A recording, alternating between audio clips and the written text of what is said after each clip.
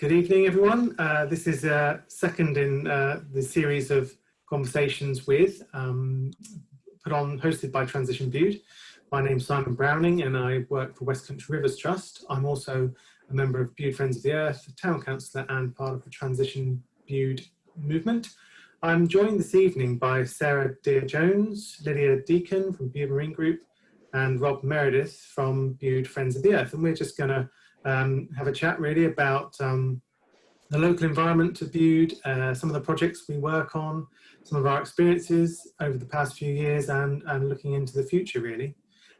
So if I set the ball rolling, I've worked for Westcountry Rivers Trust for 5 years now, having spent a career really working in the environmental movement, mostly focusing on environmental monitoring. Westcountry Rivers Trust is an environmental charity based in the southwest. We cover all the way from Cornwall up to Somerset and parts of Dorset, really looking after the rivers with an aim to sort of restore and protect them and engage and enthuse people about the value in our river systems. We really, when we were formed 25 years ago, realised that the best way to help protect watercourses and improve the quality there is to look after the landscape around them. So for all that time now, we've been working on catchment-based projects, looking at sources of pollution and how we use our land and how that can best help rivers to thrive, as well as helping people to understand more about them and what there is in them and how important they are. If I pass over to you next, Sarah, to introduce yourself. Yeah, so my name is Sarah Deere-Jones. I'm actually a professional musician and conservationist. I come from Dorset originally, but I've lived just outside Bude now since 2002. I'm a volunteer speaker for the Woodland Trust and I also help with bird surveys for the BTO. I'm lucky enough to have 11 acres of meadow, wood pasture and ancient woodland here. And I'm currently rewilding it, and I'm a trustee of the crowd-funded water meadow at Tamarstone called Keep It Wild. So rewilding is a massive subject, and I just wanted to say a bit about what exactly it is and how it works. It's an incredibly optimistic, active movement of land management that produces results very quickly. It's a process of restoring ecosystems so they can function independently. And it involves reinstating natural processes and, if and where possible, missing species of birds and animals that will in turn shape the landscape and create and maintain habitats for themselves and other species. It's a process of restoring the natural balance, basically. But it also creates great opportunities for communities to diversify and develop nature-based economies. In Scotland, for example, they calculate that their ospreys alone generate around £3.5 million a year in ecotourism. So there are different scales of rewilding you might hear about. Ideally, it's done on a huge scale. So a place like Yellowstone National Park in America, where they found the reintroduction of wolves showed how essential the role of predators is. They kept the numbers of deer down, which created new areas of woodland and scrub that even changed the behaviour of the rivers there. And in Scotland and Northumberland, large-scale rewilding schemes like this are being planned. So large predators like wolves obviously can't be used in densely populated areas in Britain, but smaller harmless animals like beavers, pine martens, cranes, storks and ospreys can be reintroduced, and all of these animals have beneficial effects on their local environments. And small areas of land are just as vital to rewild. Trees and scrub, wildflowers, wetlands and meadows, all these habitats are needed by birds, insects and amphibians. And rewilding can also influence farming by using low densities of native species of livestock and regenerative techniques within a wilder landscape with no pesticides, herbicides or chemical wormers. Insect life and soil fertility flourish. And this has all been done while making a profit at the Knepp estate in Sussex, which has become a beacon of hope for the future of agriculture. So rewilding is really about changing people's perception. Nature should never be considered our enemy. It's here to sustain us. And we need to trust it and we need to learn from it. So instead of mowing verges and lawns to get rid of weeds, for example, and then spraying insecticide on crops to kill pests, we can allow wildflowers to grow so that pollinating insects that live off those pests can flourish, making both of these chores unnecessary and cutting out the chemical pollutants. Our constant interference in the cycle of life is causing big problems. And when you learn about rewilding, you realise how very little natural wild habitat we actually have left. Around Bude, almost all farmland is intensively managed. We have only 60 years of soil fertility left in the UK, an extremely alarming fact. No wonder that 56% of our native wildlife species are in decline and 15% are threatened with extinction. 50% of UK's insect species have disappeared since 1970. And this is why every scrap of land that can be rewilded is so desperately needed. And the really good news is that nature recovers quickly when given the chance. At the Knepp Estate in Sussex, which is a 3,000-acre mixed farm, which was rewilded about 20 years ago, nightingales, turtle doves and purple emperor butterflies have colonised the land after rewilding by themselves. The condition of their soils there, using low-density chemical-free livestock, has radically improved compared to when it was being farmed conventionally. Nature wants to and does recover, if only we would give it the chance. Rewilding can mitigate the effects of the climate emergency. It can solve flooding problems. It can give us cleaner water and air, store carbon, and revitalise communities. So what's not to like? Thank you very much. And Lydia, can you tell us about yourself and Bude Marine Group? So I'm Lydia Deacon and I chair Bude Marine Group. I've got a love and a passion for the marine environment, as many people do in Bude, being so close to it. But my original interest came from doing a degree in marine biology in Southampton, graduating in 2012. I since moved away from sort of the marine side of things, but I've always stayed really interested in it. And when I moved back to Bude a few years ago, Bude Marine Group was being set up by Alison and Martin, and I was really keen to get involved. And their sort of real interest came from realising that there was so much diversity on our beaches, which you don't actually really see unless you go and investigate the rock pools and really look quite closely. And it's not sort of the in-your-face amazingness that perhaps you'd see down in the south coast, but we certainly have got amazing diversity of species that, you know, if you just go down to the rock pools and have a look, you can see. As a Bude Marine Group, we want to be able to educate and share this with Bude residents, but also visitors. And we want to make sure that people understand how special and unique, you know, the honeycomb worm, some of you may have seen, is actually unique to this coastline.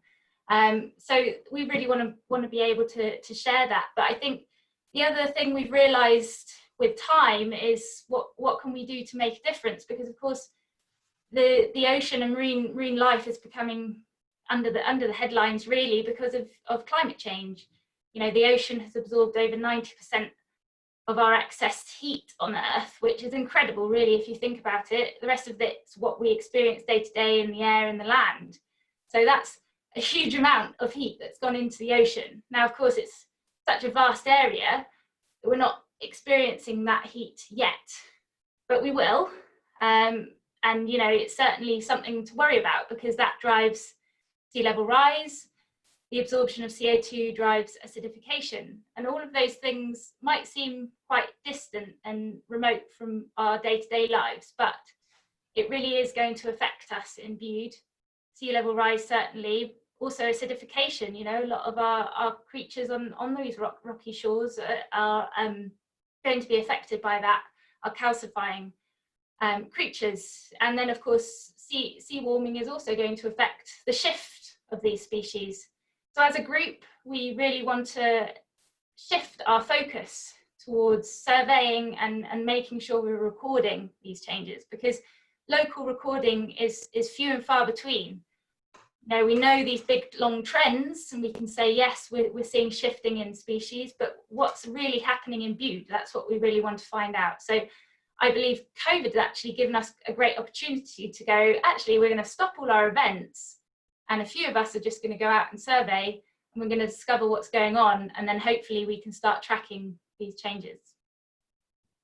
Thanks a lot. And then lastly, Rob, tell us a bit about yourself. I am currently an organic smallholder near Holsworthy, and have been for the last 25 years. But prior to that, I worked in the southeast in the conservation movement, working for organisations like BTCV, Sussex Wildlife Trust, and then latterly with the RSPCA as a woodland officer, managing a 50-acre nature reserve, wildlife hospital, and so on. So a long-term association with the environment, and I studied ecology and conservation at London University. Working with Friends of the Earth, we've been able to carry out some practical projects in green spaces around Bude. One of the big mottos of Friends of the Earth is see things differently.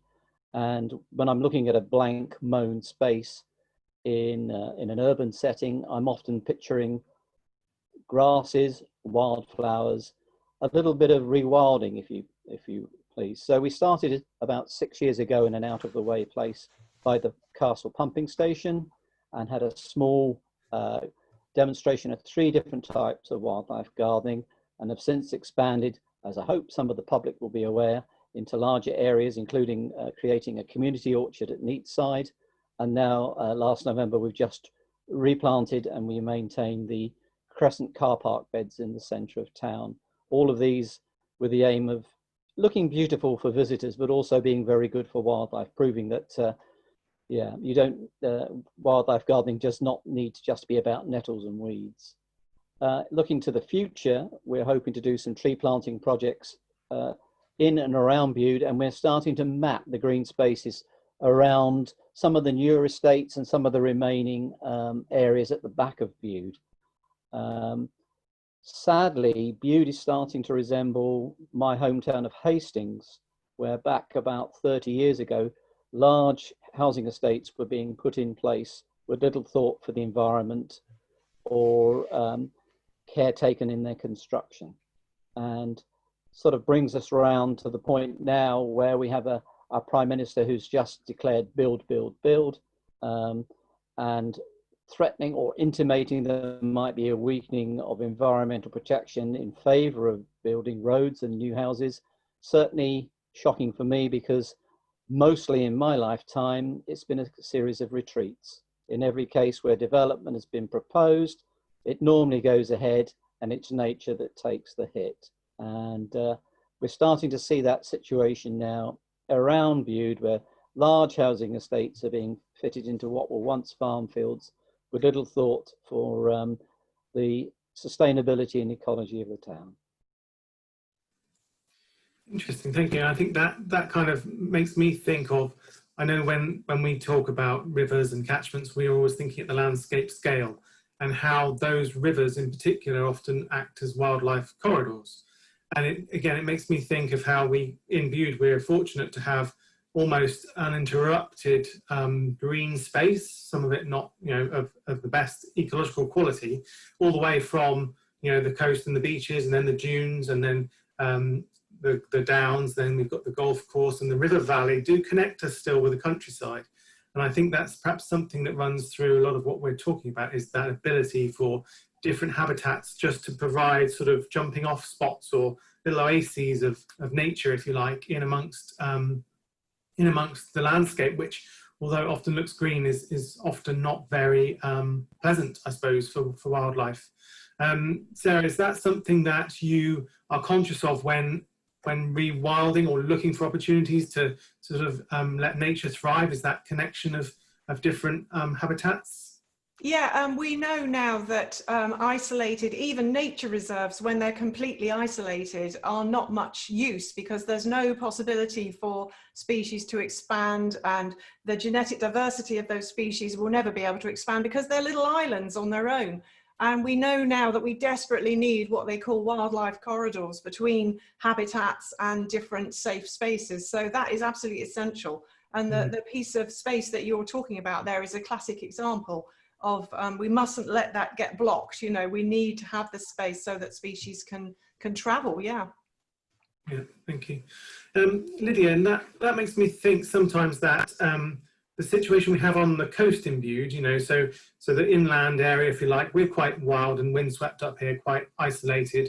But nonetheless, you know, we've seen some of the larger housing developments and some of the retail, you know, out-of-town retail parks that sometimes make Bude look like it could be anywhere. But I wonder if perhaps the situation on our coast is quite different. We're quite sort of well swept, are we, by Atlantic currents and things? Yeah, we are. We've got a wild, rocky shore coast, and actually we're relatively well protected. We're a marine conservation zone. However, that of course doesn't mean a huge amount unless it's policed, and it's not really.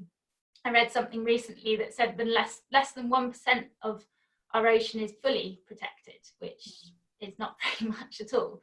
You know, it really does take a lot. You know, these sort of marine conservation zones and marine protected areas. It's very nice to say that, and it's a recognition of something that's valuable to us. But really, unless we actively look after that, it doesn't mean much. But yes, I think we are very lucky around Bude. We don't have huge ports or anything that's really destroying the seabed by, you know, trawling it or anything like that. And we are, you know, recreational boat activity is actually very low. And because we've got fairly shallow waters for a while, you know, we don't have any shelves, so you're not don't often see marine mammals, which perhaps is, you know, means that generally we sort of overlooked on the marine side of things. But no, we do have an amazing habitat down on the rocky shore, and it's so accessible, which is both a good and a bad thing. You know, as Bude Marine Group's actually just got some funding to create an information board, which I think is really important, because educating people about what they can find, and then of course how they can protect it, and how, you know, picking things off the rock isn't necessarily a good thing, and rather just observing it and recording it is far better. So yes, I think we're very lucky where we are, but we need to make sure that we preserve it and record it, and ensure that we educate people about the situation. I think that's quite an interesting point in terms of, you know, what people can do. So I know that at Westcountry Rivers Trust for a long time, you know, we were sort of founded on large European grants, working with farm owners and landowners, looking at river restoration. But more recently, we've really come to realise the power of mass volunteers, if you like, and mass participation in not only having people help out with the job of surveying and monitoring that leads to, you know, being able to protect areas better, but actually because on the path to doing that, people learn so much more, and they're much more aware of what there is to protect, and how, you know, what's good and what's bad and what's normal, and the things to look out for, and what to do about it when they spot some of those problems. I wonder if that's something, Rob, you could tell us more about the sort of role in volunteers in what you and Bude Friends of the Earth get up to, and your life on the smallholding. Yeah, I mean, volunteering, both myself in my early days and then the use of volunteers in East Sussex, most of the practical work was carried out by volunteer people, because wildlife charities and conservation bodies are not flush with money. So a lot of the work is done by skilled and enthusiastic volunteers, predominantly, I have to say, women over the years, very caring, men often career driven. Certainly on my small holding, we've had volunteers coming for 25 years now from the WOOF scheme, from all over the world, probably over 400 volunteers. And our Friends of the Earth group is no different. It's composed of local concerned individuals who care about their environment and want to do something to monitor it, and also look after it. And in some cases, like with the orchard, create new spaces where only grass was growing previously. Spaces not just for wildlife, but spaces where community can grow as well, and people can come together. So I think what I have seen of the natural England and its forebears is that it's been much reduced in scope and scale, and in the ability to monitor what's actually going on in our countryside and protect it. So going forward, if we do in Bude and in other areas care about our environment, it's going to have to be up to local people to get the knowledge, to get out there, find what's already there, and then, if need be, protect it. Because there's very little help coming from the government in that respect into local patches. They're simply overwhelmed by the volume of work that they're confronted with. Yeah. And the legislation protecting a lot of places has been watered down as well. That's why the current comments from the current Prime Minister are so worrying that we might see a further dilution of our environmental protections just at a time when we might be leaving the European Union, where a lot of our environmental protections originate. Yes, I'd like to say I've just read a book about the decline of wildlife species in the UK, and I was really actually quite shocked to realise that most of the data that they have compiled, which is showing this terrible drop, particularly in birds, has been compiled by unpaid volunteers through the RSPB schemes and the BTO schemes. And I was really shocked to hear that. We wouldn't even know about some of this stuff if it weren't for unpaid volunteers. So we've got a really important job to do there, as Rob says, especially at the moment. So monitoring is absolutely essential. And also, if you want to protect an area, if you don't know what's there, you haven't got a leg to stand on. You've got to be able to produce evidence of what is there to protect it. So monitoring is really important.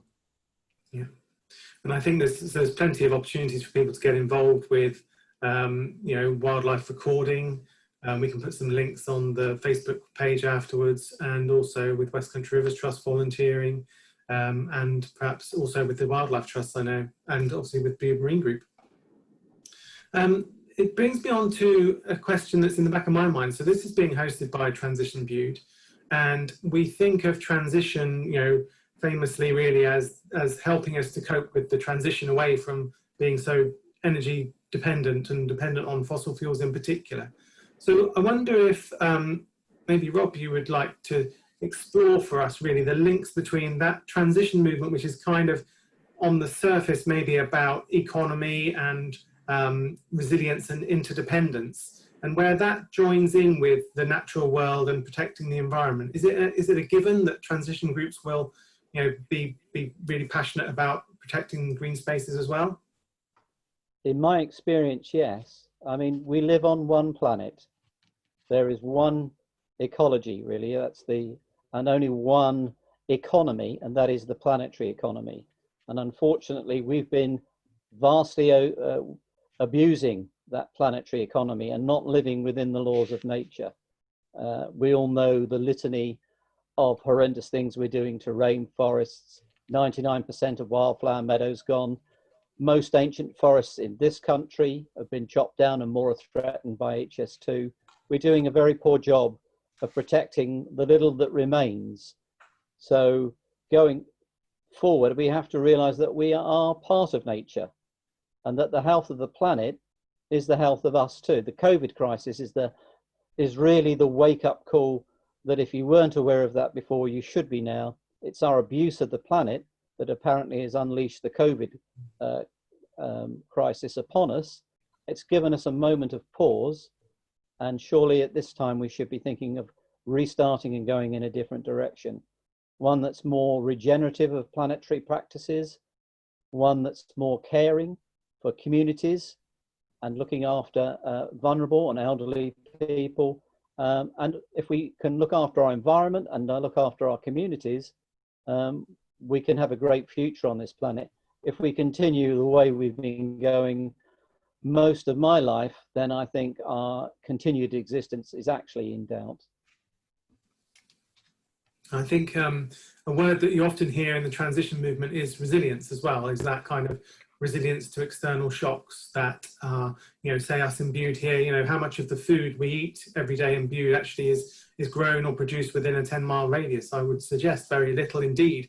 And so if those global supply chains where everything is programmed to arrive just in time, they're trying to minimize the storage volumes that are in the system. If those are disrupted in the future, as they have been recently with with storms or with political unrest and now the COVID pandemic in some of the food growing areas of the world, you know, what does that mean for us here if we're 100% dependent on imports? Of course, it makes us very vulnerable to the vagaries of different trade deals and things which are also all in the balance now. And so I think translating resilience is also a word that comes up in our consideration of river catchments. So in river catchments, we talk about resilience in terms of the habitat and the hydrology. Actually, is how much water is in rivers for how much of the time, you know, and it comes down to fundamentally. I remember sitting around the table at Westcountry Rivers Trust one day, trying to thrash out with people what the core issue was, and if you pair it right back to the fundamental principles, it really comes down to soil again. I know you mentioned it earlier, Sarah, but in terms of river catchments, you know, healthy soil holds on to more water for longer. So when it rains, that water won't run off the surface. It will penetrate through and then percolate slowly into the river system, the river itself. Whereas, you know, with soils which are of poor quality or compacted, they generate runoff much easier. And so that water takes any surface pollution with it into the river and straight off out to sea before it gets a chance to soak in anywhere. And then so you know 2 days later you're back to square one. And we've had some really dry summers in the 5 years I've been back here in Bude, certainly. And I've noticed the river strat in town, you know, last year particularly was so low because there's no water really in the catchment. As soon as it rains, it's gone again. Yeah, I'd just like, can I just point out, when you talk about resilience, there's a very frustrating thing that happens in a national crisis. We had it in the foot and mouth crisis, and we had it recently. I don't know if it happened around here, but that was when farmers were unable to get their milk to market, and they ended up having to throw it away, which is a pollutant in itself.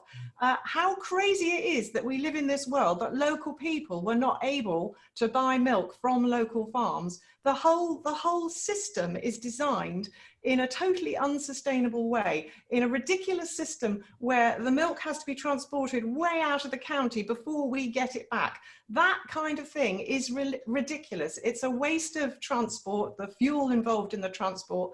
It's the waste of the fuel involved in the storage of that milk. You know, if we could get farms to be able to sell to local people and cut out that middlemen side of it, that would build in proper resilience in a situation like we've had recently with the COVID thing. If we had all of our local food growing locally, you know, that would make us immune to these kind of food panics that we were seeing at the beginning of the crisis. It's just ridiculous the way our society is organized, and I think we should actually fight against it. And I would encourage any small farmers or small food producers to try and sell locally so we can get over some of those ridiculous problems. Yeah, I think some people are transferring a little bit to that, but I think a lot of it is these farms are too big. You know, some of these dairy farms are producing so much milk because they have these tankers that turn up every day and take the milk away, that it's, you know, transferring that into bottled milk that they're taking for deliveries, which is probably what the generation before them did. You know, transferring back to that is almost for them like going backwards, and they feel like that's not progression, which, you know, for a lot of people we know that would be progression, because that would be meaning that we'd have less of an impact on the planet. But I think that really comes down to government subsidies and how that works as well, because they've just encouraged growth. I think the problem is one of scale, in that the economics of farming now means that farms have gotten bigger, more industrialized, more chemicalized, more intensified. I have a 3-acre small holding here where we've been producing food for 25 years now, selling it in local markets, including Bude, and used to run a very successful box scheme, which we've retired from now. And as Simon knows, because he comes and helps me grow at least one afternoon a week, we've been running a kind of community farm here since the lockdown, where we're all growing food together and sharing the produce, and some of it going into the local market. The problem is that I make almost no money, and haven't done for the last 20 odd years, growing on that scale. So unless you are filling in a niche market with a high value object like, I don't know, shiitake mushrooms or something, small scale provides a way of life, but not much else. And at the moment, with the price of food being so cheap, then the efforts we put into producing locally sourced organic food are not rewarded at the marketplace. And most people would balk at paying the true cost of the hours of work that go into growing the kind of food that we do here. Very intensive of labor, very intensive of time. No machinery, all hand tools. This is the kind of agriculture that people dream about, but it's hard work and it doesn't pay you much money. So the problem is that if you get much bigger than our 3 acres, you need machinery, and then the investment is massive. And so then you have to scale up to pay back the cost of that machinery, and you're on a treadmill from there on in. So food production, keeping it local, and that really does depend on the support of local people. If the farmer knows that even if he's going to make a small profit, if that profit is guaranteed, then I guess he would go ahead and plant that crop and harvest it for you. But if he thinks he's going to make a loss on growing his food, he's not going to take that risk. So it's about bringing consumers and growers together in a kind of trusting relationship. And that's something we've always tried to foster here by having open days. And anybody's free to visit to see how we grow. We have forest gardens and nut orchards and conventional orchards and polytunnels and so on. So people can always come and see how their food is grown and the effort that it takes to grow it. Having said that, it sounds quite intensive, but in fact our 1 3 acre field now is full of wildlife, where it was just bare with flowered hedges before. We've let our hedgerow trees grow up. We've let parts of the rewild little corners where blackthorn and other bits have come into the land and other bits have brambled up. The opinion of a lot of the local farmers is that we've let the field go to waste, but we're probably producing something like 32 times the amount of produce from that acreage of land than they are from even larger areas of fields, which are just silaged 3 times a year. We have areas. And one of the problems is that you're having to compete with cheap food that's imported into supermarkets, and the true cost of that food in terms of the damage done with that transportation, with the fact they're using fossil fuels to transport it, is not reflected in the price of the food. And that is one big problem at the moment, is that all products should actually, they should actually own up where they're coming from, how much fossil fuel was actually involved in their importation to wherever they're going. And there should be some sort of tax levied on that to level up the playing field a little bit, so that local produce is much more competitive on price, because then we all benefit, because there isn't so much fossil fuel being used in the transportation. So all these things could be sorted out if there was somebody in government willing to sort it out. I know Dylan Bright at Westcountry Rivers Trust always used to say that we pay for our food 3 times. You know, there's the price we pay at the supermarket, then we're paying the farmers subsidies because they can't live on what they're getting from the supermarket, and then we're also paying again to clear up the environmental cost of producing food in such an industrialized way. Absolutely. Well, the real price, of course, is being paid by the wildlife, which is being driven out in some cases almost to extinction. When we think about the reduction in farmland birds in the last 30 or 40 years, it's a huge amount that it's reduced. I forget the percentage, but it's shocking. And some common species now that used to be common on mixed farms are now very rare indeed. But I think one of the things that people who don't look with a knowing eye think that the landscape has remained largely unchanged. And certainly in terms of field structure in North Devon it has. But the methods of farming have changed. The chemicals have changed. The size of the machinery which compacts the soil every time they run over it has changed. And so I think a lot of people are complacent in the fact that the countryside looks pretty stable, and as it did when they were a child. But in fact, those of us that are paying attention and studying it can see vast and very bad changes in all the areas that we variously look at. And of course, those kind of changes, that sort of additional compaction of soil, is completely the wrong thing, the last thing you'd want in the face of climate change, which is looking like we'll get much more intense rainfall and then long dry periods. So a real challenge for both our farming systems and the wildlife that remains, I guess. Yeah, a lot of the hidden links within nature are being broken. So if you look at blue tits oftentimes the hatching in their nests to the appearance of looper caterpillars on the young oak leaves, which they're primary source of protein for their young. As we all know, both flowering and leafing times of trees is prone to variation now, and it's very difficult. So apparently the studies that have shown that great tits are better at adapting their nesting habits to match these varying times, and the blue tits not so good. So there's this differences between adaptability and resilience in certain species that will have unexpected consequences. So even something as common as a blue tit could become quite a rare bird.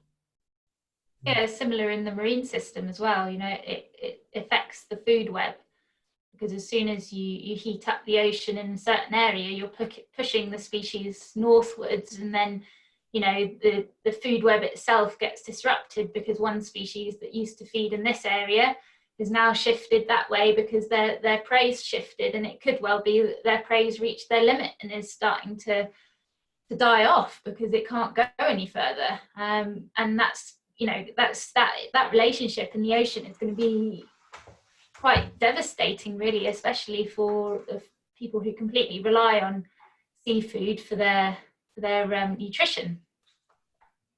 Yeah, one of the things that's going to be happening increasingly is that we're going to see mobility between species that can leave their place of origin and try to find a better place to go to. We're going to see migrations.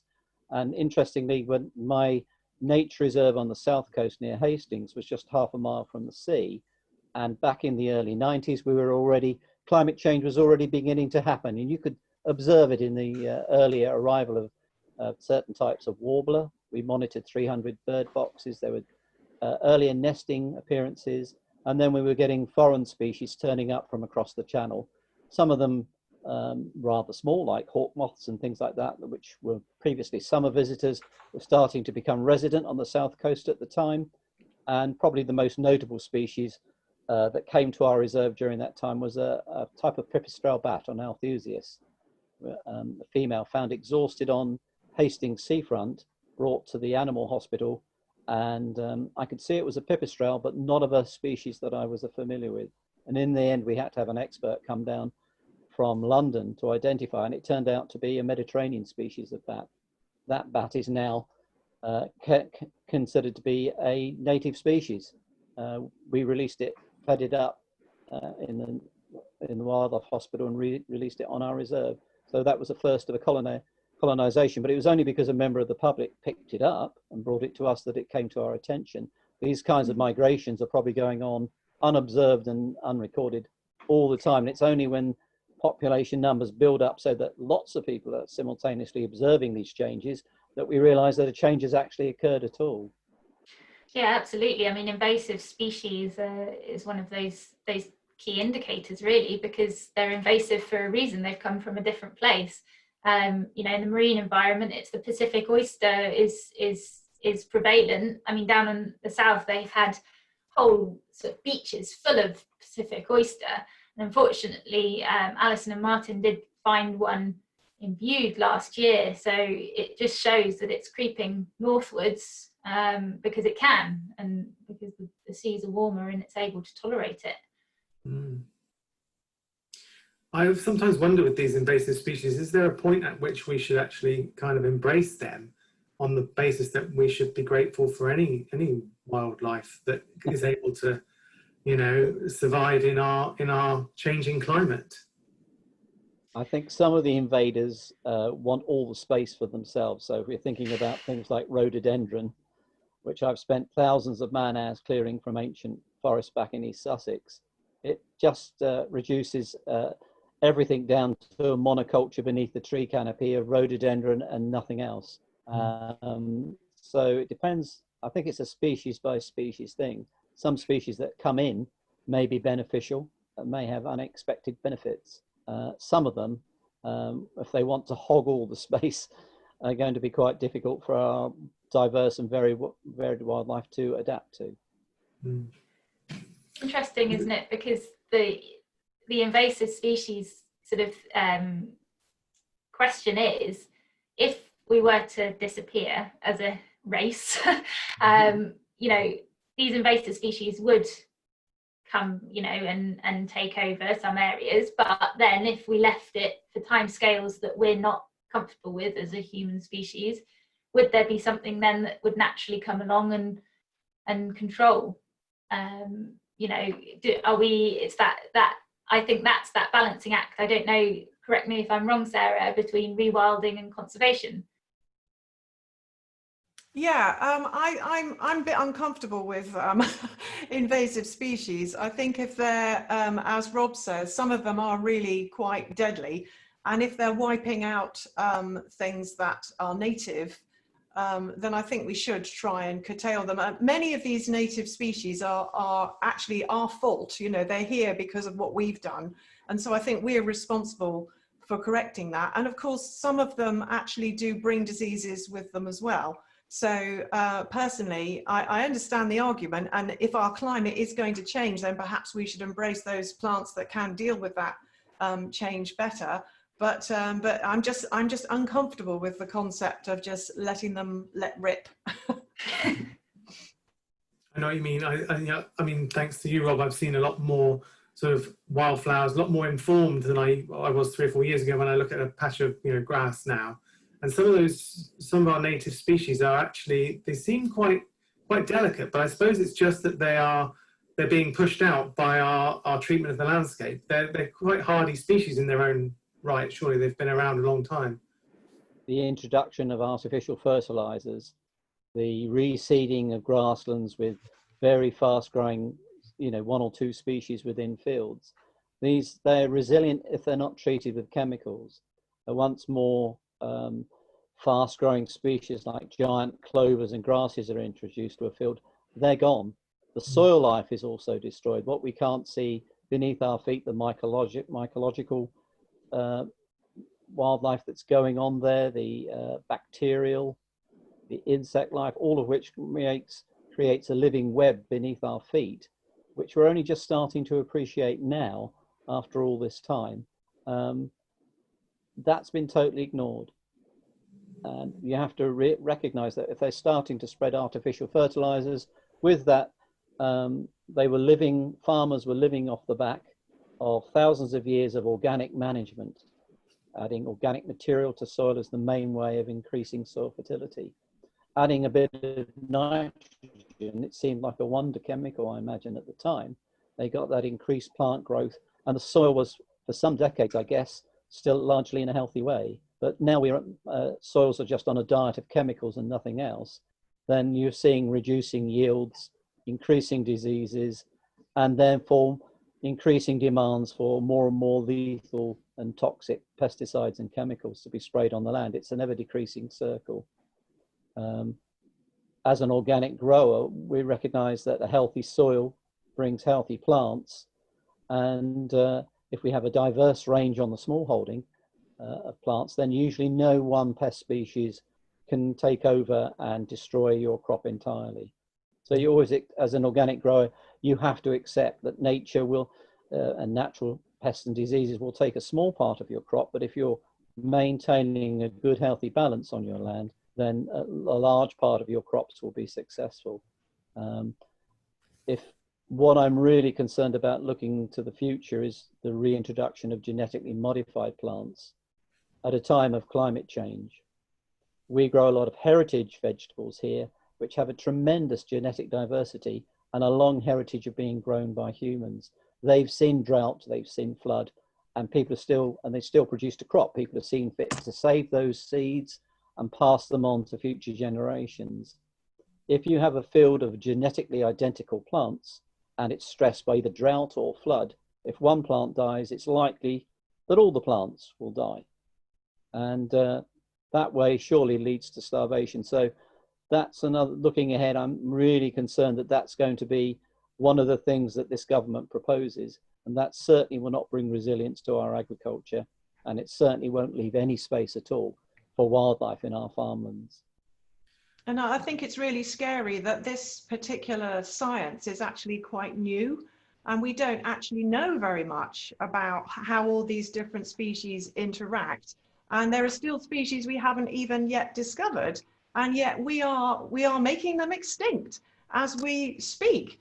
And I find that really alarming. And the old view that it's okay to cut a woodland down because you can plant some more trees somewhere else has now been shown to be totally ridiculous. It takes thousands of years actually for a woodland to form, because it isn't just the age of the trees, it's what's going on under those trees and the fascinating interaction of bacteria and fungi. And they're still learning. Every day you hear new things about what we've discovered in a woodland floor, and yet people like HS2 are telling us, don't worry about it, we'll put some more trees over here. You know, it's going to take about, I don't know, 30,000 years before you can actually replace that woodland. It's a totally ridiculous concept.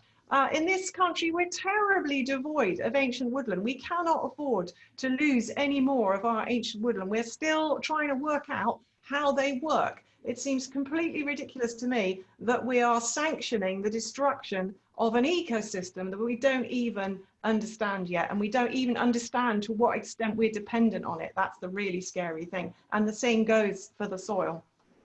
I think only about 6% of fungal species have actually been scientifically described. The vast majority remain unknown to us, their function, their form, their role in supporting ecology. And the other thing is that if we're not protecting our ancient forests, how on earth can we turn to other countries and say, stop chopping down your rainforests? Exactly. We have no moral ground to stand on at all. I just wanted to see, we've been talking a little bit about climate change and, you know, and the local environment here. How do we think we are fixed in Bude and in this part of North Cornwall? You know, what are our main sort of threats and opportunities, I suppose, to protect ourselves from those threats? I know a lot of the Summerlees and Crooklets areas very low lying, Lydia, and sea level rise and increased storminess is obviously one of the headline factors that, you know, we hear about having an impact globally and will presumably have an impact locally as well. Yeah, absolutely. We've got crumbly cliffs, whether we have sea level rise or not, and sea level rise is just going to exacerbate that. So that's one issue we're going to be facing along our coastline, and we see it regularly now in the winter after heavy storms. Big crumbles of cliff come down, and then of course sea level rise is going to push those bigger storms in winter up the beach. And you know, anyone who lives around Crooklets or visits Crooklets in the winter knows that those storm surges now come right up onto the concrete there, and that's just going to get worse, because as I said at the start, sea level rise, you know, is just going to go on and on whether we stop producing CO2 or not. Obviously, if we stop producing CO2 now, it's certainly going to eventually plateau, but you know, the current rate, we're not going to be stopping CO2 at any point soon. So that rate of sea level rise is much larger than we've ever seen in any record.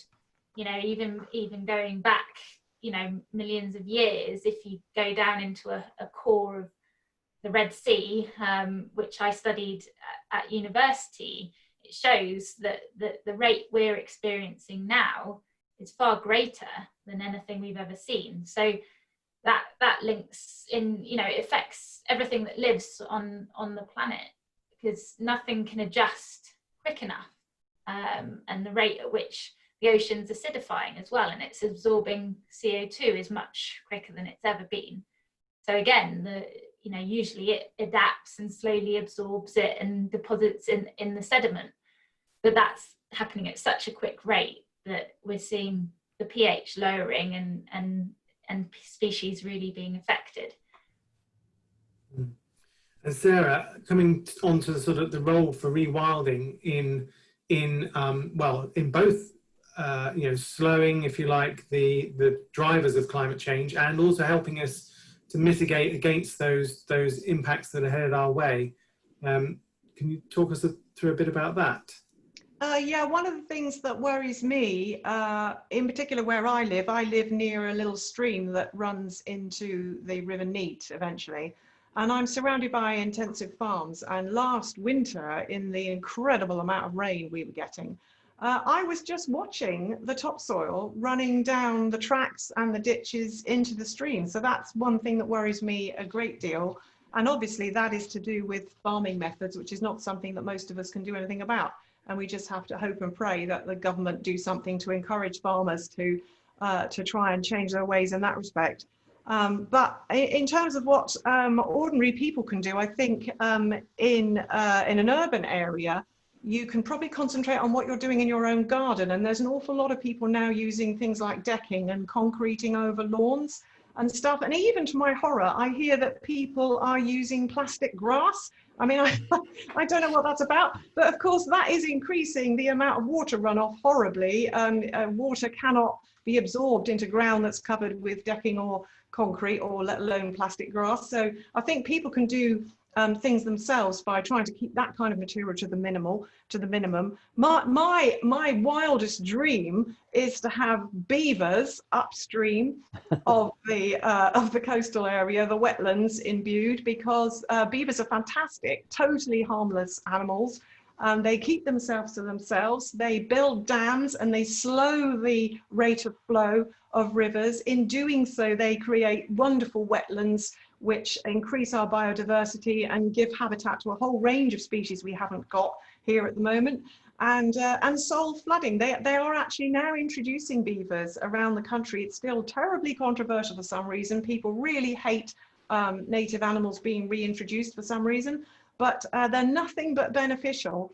And I know people who work with them and they absolutely adore them. And they are really the future when it comes to slowing water flow and creating lovely native natural habitat. So that is my wildest dream. I wish we could get all the landowners together outside of Bude to agree that they would have beavers on their land, because I think we'd see some quite dramatic differences actually quite quickly. It's really interesting actually. I've been lucky enough to work in my sort of environmental monitoring role, looking at the difference beavers made to the water table at the small trial at Rodford Reservoir, just upstream of Rodford at Germans Week. And it's absolutely incredible. You know, often I spend my time looking at environmental data of water quality and things, trying to look for, you know, small improvements in very noisy data. The difference the beavers made to the water table was absolutely staring me in the face. You know, before they arrived there, the water level, this is in boreholes, so slightly under the ground, the water table was going up and down. And within sort of 9-10 months of them building all their sequences of dams and pools and ponds, it just leveled right off, you know. So really, you know, in that sense, that's a steady supply of clean water through the ground, to the rivers, come rain, shine, drought, flood, whatever, you know. It's absolutely incredible to see. Do you think then that they would be suitable for the catchment strat and the neat around here? I personally think they would be, yes. Again, you know, the biggest problem actually with beavers is what I mentioned in my introduction, is changing perception. People, as soon as you suggest introducing another animal, some people sort of draw back in horror and they immediately come up with a list of reasons why that animal shouldn't be released. Beavers are native animals. They used to be here. You know, you find fossilized remains of them around the country. They're meant to be here. They're part of our ecosystem. They're nothing but beneficial. It's purely down to the willingness of the landowners and the local community. And I think there still needs to be a lot of education. People really need to understand what you've just said about how beneficial they are. And then I think you could bring people around. And in certain areas, I know they're down on the lizard now, they're over in the river otter. You know, the message is getting through gradually, but we need this help quite urgently. So I hope that, you know, the education will carry on and people will start to accept them. Well, I think if there's one thing that's come through for me, you know, in our conversations tonight, it's really that we need to, it seems to be a bit of a conflict in the way our land is managed for food or wealth production or economic gain, shall we say, versus wildlife, versus that kind of local resilience. We really need to be talking to, as a community, you know, I think of the Strat Neat catchment and the coastal streams, you know, from Crackington all the way up to Kilk, as a kind of a community, you know, almost like a bioregion, if you like. We're united by our hydrology, if you like. We really need to be having those conversations at sort of you know, there's a community network panel that covers that area. You know, there's a forum for us to be talking as a group, you know, with the people in the town and the people who live in the rural hinterland, if you like, about how we come together and really kind of address some of these issues. And the other thing that's coming out of our conversation is that there's a great deal of passion for this to happen, and we know from speaking to friends and that a lot of support for these kinds of things. But if we wait for these kinds of projects to be put forward from on high, we will be waiting a very long time. And so it really does have to be in our own hands if we want to form local groups, local organisations to bring these outcomes about. It really will have to be ourselves that bring it into creation and hand it on to future generations. Yeah, yes, that's oh, sorry, carry on. No, I was just going to say that it's what slightly worries me about the ocean, because really it does need big government to step in and go, you know, we can't fish in this area, because as soon as you do, evidence has shown that it bounces back, and you have quite a quick recovery in the ocean, and you can just isolate a patch and say no one fish in here, no one do any recreational activity, and you get an amazing explosion. And certainly the ocean has an amazing capacity of carbon storage as well. Seagrass and kelp and mangroves are some of the highest carbon storage, far greater than forests. So actually the government should be stepping in. And of course there's stuff that you can do on local levels, such as recording and making sure that, you know, you're looking after your local species. But really, you know, we're needing someone in a greater level to step in. Chance to start lobbying your local MP, because the environmental and agricultural bills are going through Parliament at the moment. We know that Friends of the Earth are monitoring and lobbying for them, so are Greenpeace and other green groups, but they can only do that with the support of ordinary people like ourselves. Very often it's big business lobbying government very hard with highly paid people doing that job professionally all the time. And I know from the fact that it's just small people on the ground that can make a big difference in certain areas if the right thing is said at the right time. I wanted to tell you the rather optimistic story about what happened at Tamerstone Meadow. So last autumn, this tiny little 2-acre water meadow came up for sale. Because it's a tiny little awkward triangle between a main road and another field, and the access isn't very good. The previous owner had never bothered to do anything with it, and in fact it turned out that for several generations nobody had done anything with it. So it was the most fantastic example of a wet water meadow. It has more species of grasses and herbs and plants than you would ever dream of. I have never seen such a selection of diversity myself.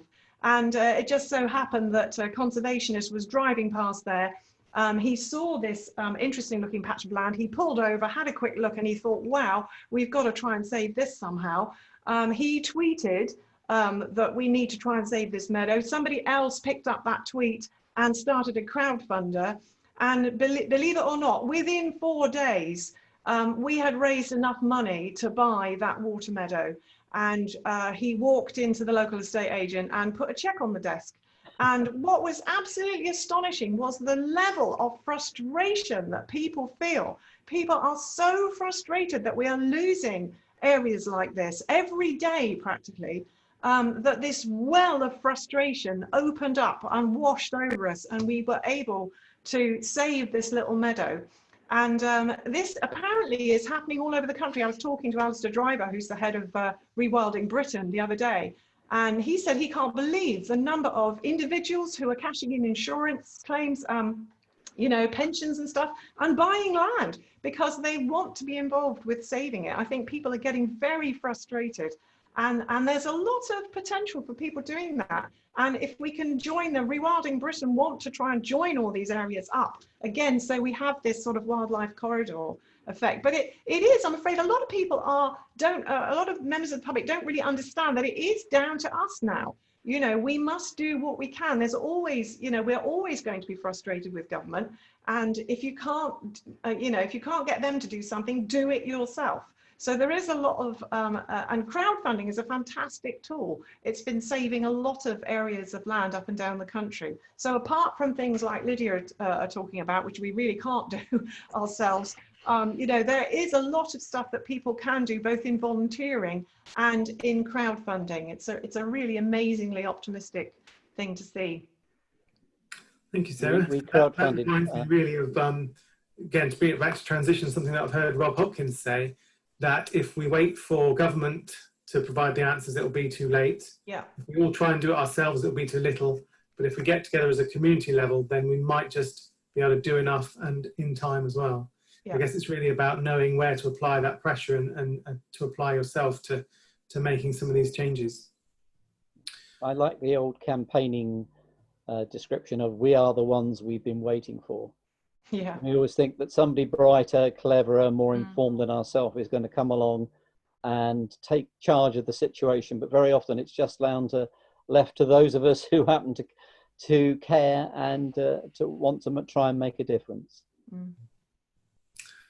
Okay, well, I think we're just about coming up to the hour mark on my clock, so we'll wrap it up. Is there anything anyone else wants to kind of leave as a parting shot? Yeah, stop flaying the hedges. If I were a minister for the environment, I would say immediately, you can only flower your hedge once every 3 years, except for access and roads verges, and leave something, some seeds and berries and nuts for the wildlife, because we don't have many woodlands in Cornwall and North Devon, very low percentage, but we have these linear woodlands in the form of hedgerows, and they are constantly assaulted every autumn. So that's one of my big bugbears. Imagine all the carbon that could be captured from the thousands of miles of hedgerow if they were allowed to increase in volume and only cut back to a more wildlife friendly shape, an A shape, some meters high, once every 3 years. Got that off my chest. I'd just say that, you know, a lot of us go out onto the beaches and we go and observe the species in our rock pools, but maybe a really good thing to do would be to take a notepad or record it on your phone and then add it to AUX, which is the Cornwall Wildlife Trust recording system. And then, you know, Bude Marine Group have a group on there, and you can add it to that. And then, you know, maybe we'll start understanding our shore a lot better, and in that way we can protect it. Brilliant. And I'd like to say, when you go for a walk along the canal and you look at the wetlands, don't just think, oh, isn't that nice? Think also about what it could be. Imagine if there were beavers up the valley creating even more wetland habitats. Imagine hearing the booming of bitterns and seeing cranes and storks flying overhead. All of these things are possible. Rewilding is very much looking into the future, capitalizing on what we have, and not just sitting back and saying, oh, well, that's how it is, end of story. All of these habitats can be expanded and increased, and you know, be creative and think about what things can be, not just what they are now. The transition is very much about envisioning a better future for ourselves, and that can be in an urban setting, or as we've been talking about today, it can be in a wider environment setting. I'd love to live in a world in which the air was getting cleaner, the rivers were flowing beautifully and unpolluted, in which beavers were living, and where we heard that species were coming back naturally to areas where they've been extinct for many years, instead of the continual litany of bad news that we're confronted with at the moment. And I continue to hope for that world to be. Brilliant. Okay, well, we better leave it there. Thank you so much, everybody, for joining me in that conversation. I really enjoyed it, and we'll catch up again soon. Thank you. Thank you. Thank you.